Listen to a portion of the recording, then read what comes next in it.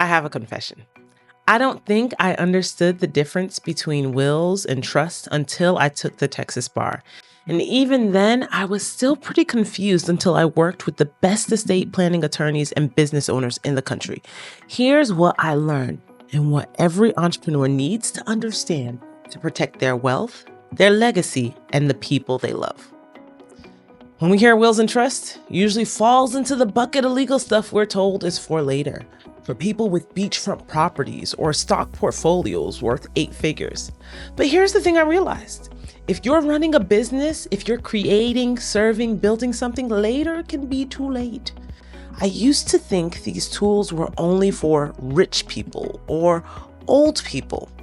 But the more I worked with entrepreneurs and high-achieving professionals, the more I saw something else. People who are smart, accomplished, building amazing things, but vulnerable in ways they didn't even see coming. And the truth is, wills and trusts aren't about preparing for death. They're about protecting your decisions, your work, your values. So let's get into it. First, a will is a document that tells the court, here's what I have, here's who I want it to go to, and here's who should handle it. Now, there are 2 big things that you need to understand about wills. First, they only apply once someone dies. So if someone is in a coma, their will doesn't work. It doesn't tell people what to do. Their stuff is still not protected. That's the same for if someone has dementia or Alzheimer's. It doesn't apply because they are still alive, which can be problematic because they might not have the ability to give permission to other people due to a physical or mental limitation. Access to funds might not be available unless you go through the court with conservatorship. And speaking of court, that leads me to the second thing you need to know. And this is a big one. A will still goes through the court. This means delays, fees, public access to your business and personal information, and the potential to freeze everything you've built. Most people don't realize that. I didn't appreciate it until I saw it happen. I've shared this before, but my father had a medical situation that left him in the hospital, unable to make decisions for himself for 2 months before he passed. As a family, we couldn't access anything. We were dealing with the emotional pain of the situation while also trying to navigate the legal side. It was horrible. I honestly don't believe any parent would intentionally allow this to happen, but it does. Imagine your business partner or family member is locked out of your accounts because your name was the only one on them, or your brand assets are tied up in probate, or your clients are left hanging because no one had legal authority to take over temporarily. That's what a basic will can't fix. But there is an alternative, and that's a trust. A trust can create a different story. Think of a trust like a secure folder. You move your key assets into it, your business, your accounts, even digital property like content or trademarks. You still control it while you're alive. But if something happens, if you're not able to make decisions for yourself, the trust says exactly who steps in and how. No court, no waiting, no public mess.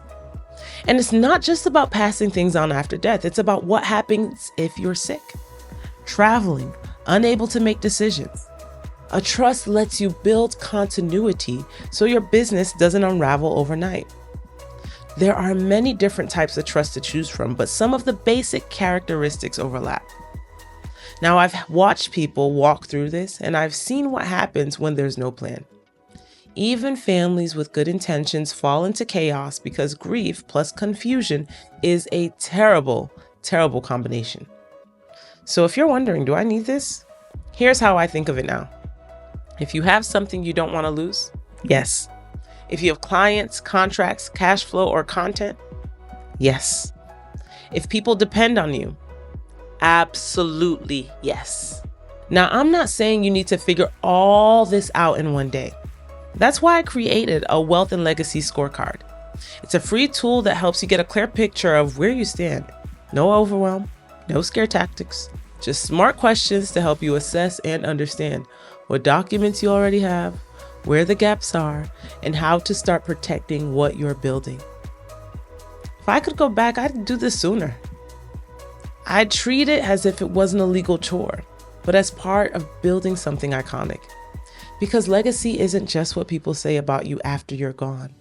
It's how well you protect what you care about while you're here. Now, if this video has given you something to think about, take a minute right now and complete the scorecard. The link is in the description box. And if you want more clarity like this without the fluff, go ahead and subscribe or call our office and schedule an appointment to talk. We are building smart. We're building on purpose, and we're building to last. Until next time, talk to you soon.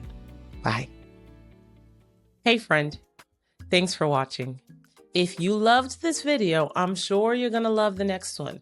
But before you go, don't forget to like, subscribe, and turn on your notifications. Then watch this next video to keep making legacy moves. Enjoy!